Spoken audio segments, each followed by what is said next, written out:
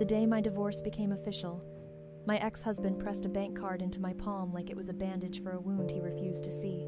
I was so furious, I promised myself I would never use it. 2 years later, I checked the balance and froze. The paperwork happened on a slate-colored morning in a county courthouse in Portland, Oregon. The walls were too white, the lights too bright, the air sharp with disinfectant and tired carpet. Everything smelled like a place designed to turn human lives into files, stamps, and silence. He sat beside me with the posture of someone waiting for an elevator, not the man who once warmed my hands in winter. There was a gap between our knees, small enough to look polite, wide enough to feel like an ocean. I stared at my own fingers. He stared at nothing. We did not speak. The clerk slid the decree across the counter and asked us to sign. My pen felt heavier than it should. My throat tightened. 7 years collapsed into a thin page and a hard stamp. I signed my name like I was signing away an entire version of myself, and I hated how quickly it happened. Outside, the sky pressed down, low and colorless. I turned toward the streetcar stop, ready to disappear into the city. Then I heard his voice say my name with the same controlled calm he used in meetings. I stopped, but I did not turn at first. His footsteps came closer, and a hand appeared in my vision. Palm up, a silver card lay there, clean and cold, as if it had never been touched by anything emotional. He said it was money to help me start over. The pin, he added, was my birthday. I finally looked at him. His jaw was shadowed with stubble, his eyes rimmed with exhaustion, his suit still perfect. He looked like a man who could survive any crisis as long as it fit into a schedule. The card looked like pity. I felt heat rise in my face. I told him I did not need it. He insisted I would, because rent and groceries did not care about pride. His words sounded reasonable, but my chest heard something else. Without me, he implied, I would not stand a chance. I laughed, sharp and hollow. My name is Grace. I was 29 that day, and I worked as a project coordinator at a small construction firm that never made headlines. I was not fragile. I was not foolish. I was simply a woman whose love had been worn down by silence. I ripped the card from his hand, not to accept it, but to end the moment. Then I walked away too fast, my heart beating like it was trying to escape my ribs. I did not look back. I refused to give him the satisfaction of seeing me break in public. I moved into a studio in the Selwood neighborhood, a narrow room with a kitchenette and a window that faced a brick wall. Fresh paint stung my nose, and the cheap furniture smelled like glue. Compared to our Riverview condo, it felt like a punishment I chose. That first night, I stood in the middle of the empty space and held the card so tightly the corners bit my skin. Severance pay, I thought. A price tag on my devotion. Rage surged up until it blurred my vision. I opened the dresser and shoved it into the bottom drawer. I slammed the drawer shut and swore I would never touch a single cent from him. I told myself I would prove something, even if no one was watching. I would build a life so steady that his money would look ridiculous, like a joke told too late. The early weeks were brutal in small ways. There was no key in the lock at midnight, no footsteps, no familiar sigh of another person in the dark. The quiet was not peaceful yet. It was a vacuum. I lay awake listening to my own heartbeat and pretending it did not scare me, so I stayed busy on purpose. I worked late, volunteered for extra tasks, took online courses, and learned to fix things I used to ignore. I unclogged a sink with trembling hands. I carried bottled water up 3 flights of stairs. My shoulders ached. I did not cry. When exhaustion hit, my mind drifted to the drawer, to the card waiting like a dare. Every time, I pushed harder. I told myself stubbornness was strength. I told myself I had earned the right to stand alone. I turned my pride into a routine. On weekends, instead of hiding, I joined a yoga class in a warm studio that smelled like eucalyptus. I rode my bike along the river trail, watching couples share snacks and laugh. Sometimes sadness jabbed me in the ribs. I would turn my head and pedal faster. Months passed. The wound did not vanish, but it scabbed over. I stopped checking my phone at night. I stopped flinching when someone said my name in a tone that sounded like his. I learned how to be alone without making it a performance for an invisible audience. I tracked every expense in a notebook with neat columns. It was not about greed. It was about control. In a city where rent could swallow you whole, being broke meant you could not afford weakness. I refused to be the kind of woman the world could pity. My best friend Talia tried to soften me. She offered to set me up with her coworker, a sweet guy who baked banana bread. I told her men were distractions. She rolled her eyes and called me stubborn. I pretended I was amused. I was terrified of needing anyone. Near the end of that first year, my boss promoted me to assistant project manager. My salary jumped enough that I could breathe without counting every grocery item twice. When I saw the new number on my pay stub, I sat in my car and smiled until my cheeks hurt. I bought a gray sofa, a lamp with a warm glow, and 3 small plants that I kept alive out of spite and determination. I adopted a rescue cat and named her Juniper because she was small, sharp, and stubborn like me. Coming home to her made the studio feel human. I avoided news about my ex. I did not ask mutual friends. I did not stalk his profile. I told myself we were 2 lines that crossed and would never touch again. The card stayed buried. Dust gathered on my vow, and I let it, because forgetting felt like winning. The second year moved faster. I managed my own small team. Pressure became normal. Some nights I came home and fell asleep in my work clothes. On rare, quiet evenings, I held Juniper and watched old movies, sipping cheap wine and pretending I was completely healed. Then, on a rainy afternoon during a meeting, my phone buzzed again and again. It was my father. He never called during work unless something was wrong. I stepped into the hallway, answered, and heard his voice shaking like paper in wind. He told me my mother collapsed at home and was unconscious in the emergency room at St. Rowan Medical Center. The hallway blurred. Sound turned distant. My lungs forgot how to work. I muttered I was coming and sprinted outside into rain that slapped my face like cold hands. I stood on the curb, trying to flag a rideshare, but everything moved too slowly. My blouse soaked through. My hair stuck to my cheeks. I did not care how I looked. I only knew my mother might be dying, and I was not there yet. In the car, my hands shook so hard I could barely hold my phone. I called my father back and demanded details like that could change outcomes. He said doctors suspected a brain bleed. He said they were running scans. He said she was still unconscious. The hospital was chaos. Fluorescent lights, wet floors, squeaking shoes, and the smell of antiseptic so sharp it made my throat burn. I found my father hunched in a plastic chair, his face gray with fear. He squeezed my hand like it was the last solid thing left. A doctor emerged with a clipboard and a professional calm that made me furious. He said my mother had a serious cerebral hemorrhage. He said surgery had to happen soon to remove the blood and reduce pressure. He said delays could be fatal. I asked the chances. He said about 70%. Then he gave the number that cracked my spine. The cost, he warned, would be around $80,000 for surgery, intensive care, and recovery. He said we needed to decide quickly. Then he walked away. $80,000 sounded like a foreign language. I opened my banking app with numb fingers. After 2 years of grinding, I had saved about $25,000. My father admitted he had $6,000 in a home account. Together we had $31,000, less than half. I started calling everyone I could think of. Friends, coworkers, distant relatives. Some offered help, some apologized. Talia wired $2,000 without hesitation. Another friend offered $500 and sounded embarrassed. Every call scraped my pride raw, but I kept dialing anyway. After hours, I gathered about $12,000 more. That brought us to $43,000. We still needed almost $40,000, and time was bleeding away with my mother's blood inside her skull. A nurse asked if we were ready to authorize surgery. My father looked hollow. He suggested we promise to pay later. I knew hospitals did not run on promises. I sank into a chair and stared at the doors.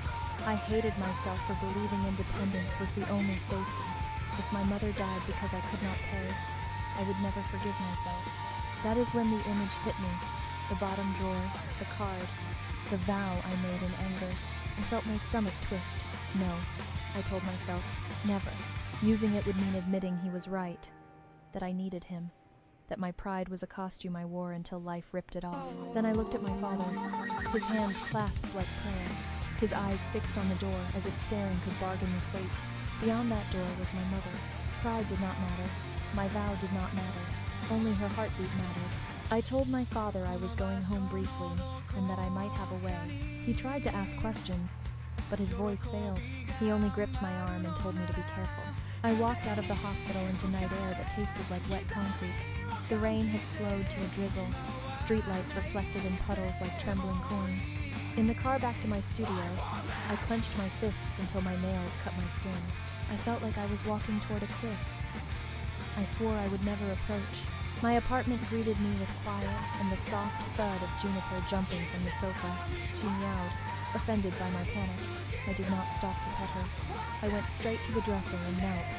My hand hovered over the drawer handle like it was hot metal. I stood there too long, hearing my own voice from 2 years ago, promising never to touch his money. The vow echoed with cool clarity. I laughed once, bitter and hollow, because fate did not care what I promised. Then I yanked the drawer open.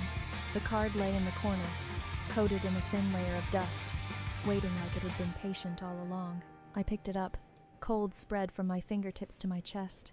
I sank onto the bed and covered my face with both hands as tears soaked my palms. I told myself I was not losing. I was borrowing. I would pay it back. Double if I had to. I would never let it become a chain around my neck. But right now, it was a lifeline. I wiped my face, changed clothes, and slid the card into my wallet. The nearest bank was a bright glass vestibule on the corner. It was late, and the lobby lights made everything look too clean. I stood in line behind a woman withdrawing cash slowly, my pulse roaring in my ears. When it was my turn, my hand shook. I inserted the card. The screen asked for the PIN, my birthday, the same date he used to remember even when he forgot dinners. I hesitated, then typed the numbers. Each beep sounded like a judgment. The machine accepted the PIN. My mouth went dry. I selected balance inquiry. The screen loaded for a few seconds that felt like hours. Then the number appeared. My vision blurred. I blinked hard and leaned closer, reading each digit slowly. It was not a few thousand. It was not even 50,000. It was enormous. I stepped back like the screen might bite me. This made no sense. Even a successful man did not hand over that much money and call it a settlement. I ejected the card, checked the bank name, checked the last digits. It was the same card, the same account. I did not withdraw anything yet. Unease crawled up my spine. I needed clarity. I walked into the main branch lobby, took a paper number, and waited with my wallet clenched in my fist. The amount replayed in my head like a siren. When the teller called me, I handed over my identification and the card. I asked for the current balance and a full transaction history for the past 2 years. The teller raised her brows, then nodded and began typing. The keyboard clicks sounded like a countdown. A printer started whirring behind her, spitting out pages, one after another, stacking into a thick pile. My stomach tightened as the pile grew. She organized the pages and slid them through the slot. She read the balance aloud. It matched the machine. My ears rang. I sat in a waiting chair with the statements trembling in my hands. The first line showed a deposit 2 days after the divorce, $200,000. Memo blank. That could be a settlement, I thought, though it still felt huge. Then I saw the next pattern. On the 15th of the next month, deposit $3,000. Memo living expenses. I flipped the page. Again on the 15th, $3,000. Living expenses. Another page. Same. My throat tightened. It kept going, month after month, relentless as clockwork. Then came smaller deposits with short notes. A winter month. Memo for a warmer coat. It is getting cold. My birthday. Memo happy birthday. December. Memo Christmas money. Each simple phrase hit like a soft fist, gentle and brutal at the same time. For 2 years, while I congratulated myself for surviving without him, he was quietly sending money as if breathing. No calls, no demands, no guilt, just a safety net he left in the dark, assuming I might someday need it. Tears dropped onto the pages and smeared ink. I wiped my face and forced myself to stand. My mother was waiting. I went back to the teller and requested a withdrawal and a wire transfer to the hospital billing account. The teller looked startled, but she processed the paperwork. I signed with a hand that trembled. The cash felt heavy in my bag. Like every bill carried a sentence I never said. I left the bank and hurried outside, breathing hard. City lights glittered on wet pavement. I called a car and gave the hospital address. Then I stared at my phone like it was dangerous. His name was still in my contacts. Not because I wanted him there, but because deleting it felt too final, like burning a bridge during a flood. My finger hovered over the screen. We had not spoken in 2 years. I did not know how to begin without choking. I pressed call. The rings stretched. I feared he would not answer, that he changed numbers, that he moved on. On the 4th ring, his voice came through, low and tired. Hello. Hearing that single word shattered the shell I built. My throat tightened instantly. I told him it was me. Silence followed. thick and startled. Then he said my name softly, like he was afraid it was a mirage. I said I went to the bank. I saw the transaction history. I asked why he did it. I asked why he never told me. He inhaled slowly. He said he was sorry. He said he did not know how to tell me without making me reject it. He admitted he was afraid I would refuse help and get hurt. He said he wanted me to have something to fall back on if life ever collapsed. I sobbed, humiliating and unstoppable. I told him I misunderstood for 2 years. I told him I thought he paid me off. He said it was his fault, that he always tried to solve problems with money because it was the language he knew, and he learned too late it was not love. Then I told him about my mother, the hemorrhage, the surgery, the bill. I said I used the money. He did not hesitate. He asked where I was. I said I was on the way back to the hospital. He told me to send my location. He said he was coming. I said he did not have to. He cut me off. He told me not to shut him out, not now. He said he just wanted to help. I sent the location with shaking hands. The call ended. I leaned my head against the window and watched the city smear into light. At the hospital, I ran to billing and paid. The clerk confirmed the payment and nodded. They would move my mother to surgery immediately. My knees almost gave out. My father looked at me with raw relief, but he did not demand explanations. He only held my hand. When my mother was wheeled away, I stared at the swinging doors like they were the gate to everything I feared. I sat down and clasped my hands together until they hurt. I prayed, even though I did not know who I was praying to. I just begged for time. 30 minutes later, I saw him at the end of the hallway. He wore a dress shirt with his tie loosened, like he ran out of a meeting without thinking. His eyes found me and softened, and he walked faster. He asked how she was, voice low. I said she was in surgery. He sat beside me. The warmth of his body radiated close enough that I noticed. No one spoke for a while. The silence felt different from the courthouse silence. That one was a weapon. This one was a shelter. Imperfect but real. My father returned from the vending area and saw him. He stared for a moment, then thanked him, voice thick. My ex bowed his head with quiet respect and said it was what he should do. Watching them, I felt something in my chest loosen, like a knot slowly untying. Hours crawled. The fluorescent lights hummed. The floor smelled of bleach and tired footsteps. My eyes burned. I was afraid to blink too long. He asked if I ate. I shook my head. He brought coffee anyway, the kind from a machine, bitter and lukewarm, but steadying. At some point, he offered his shoulder. I hesitated, then rested my head against him. His scent was familiar, but not comforting in the old way. It was comforting in the way a door is comforting during a storm. I let myself be weak for a few minutes. When the surgeon finally emerged, he pulled off his mask and announced the operation succeeded. For now, he said, the next 48 hours would be critical. Relief hit so hard my legs buckled. My ex caught my arm and kept me from collapsing. Steady and silent, I cried then. Not pretty tears, not controlled tears, just the kind that empties a person out. My father cried too. We thanked the doctor until our voices cracked. Then we saw my mother through a window, pale but breathing. Her chest rose and fell, and I felt my soul return. As dawn crept into the hallway, my ex handled paperwork, talked with nurses, and moved like someone trained to stay calm. I watched him and felt a strange mix of gratitude and grief. This was the man I wanted during my marriage. It took losing me for him to show up. When visiting hours allowed a brief look, I held my mother's hand and whispered I was there. Her eyelashes fluttered. My father sobbed. My ex stood outside the glass door like he did not want to intrude, but his eyes never left me, attentive and careful. Later, when my father stepped out to rest, I told my ex I would pay him back. He said we could call it a loan. He said he would not rush me. That word loan mattered. It kept my dignity intact.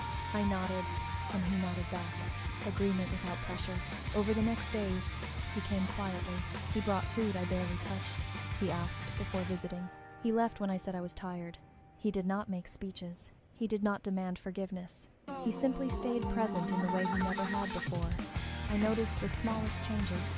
He asked what my mother needed instead of assuming. He listened when I spoke. He did not fill silences with excuses. He waited. Waiting used to be my job. Now he did it. Like he finally understood what waiting costs a person. When my mother became more lucid, she looked at him and thanked him. He answered politely and bowed his head. She looked at me afterward with quiet knowing. Her eyes said what her weak voice could not. Do not confuse pride with protection. Sometimes they are enemies. Then a new fear arrived wearing a familiar face. A woman from his professional world showed up at my office and tried to warn me he would not change. Her words stirred old ghosts. I confronted him. He admitted he was still busy, but he promised clarity, not vanishing. That promise was tested when an emergency trip pulled him away for 2 weeks. The first night he texted instead of calling, and my stomach tightened anyway. When he said he would call back in an hour, my chest flooded with old panic. But he called exactly on time. I told him what waiting did to me. I told him it reopened wounds. He listened. He said he would message beforehand if delays happened, so I would not guess. The guessing was what destroyed me before. This time, he removed the guessing like it was a thorn. When he returned, I did not run into his arms, and he did not expect me to. He sat on my sofa while Juniper watched him with judgmental eyes. He said he was tired but grateful. He thanked me for not running away. I told him I was learning too. My mother moved from intensive care to a regular room, then to rehabilitation. I drove her to therapy. I watched her fight for each step. I learned that strength is not loud. It is repetitive. It is showing up again and again when life is heavy and no one claps. One evening, standing on my balcony, my ex asked if we were heading in the right direction. I told him yes, because I did not feel like I was enduring. I felt like I was choosing. Choice was new to me. Before, I tried to earn love by tolerating everything. I agreed to dinner, not a date, just dinner. We went to a small family-run place that smelled like garlic and comfort.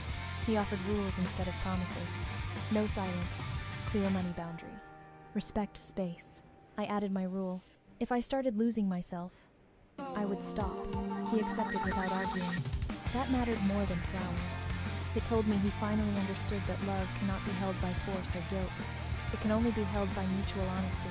We walked afterward under streetlights, and the air felt lighter than it had in years. Months passed in a calm rhythm. He visited without intruding.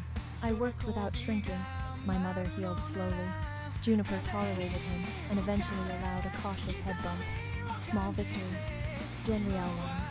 No fairy tale, no dramatic speeches. Just steady repair. 1 year after my mother's collapse, we stood in the same hospital hallway for a follow-up appointment. The smell of disinfectant still made my throat tighten, but it also reminded me of survival. We walked out into sun, and I realized something painful and true. The card was never an insult, not really. It was a flawed man trying to stay near without forcing contact. He did not know how to love me properly then. I did not know how to ask for what I needed. We both hid behind silence. And silence did what silence always does. I used to think asking for help meant defeat. Now I know defeat is refusing the truth. Defeat is letting pride gamble with a life you love. Defeat is swallowing fear until it turns into resentment. I learned that courage is not only leaving, sometimes it is letting someone return. I do not pretend our story is perfect. We still hit waves, deadlines, fatigue, old triggers that rise like ghosts at night. But now we name them, we talk. We do not disappear. We do not make money stand in for care.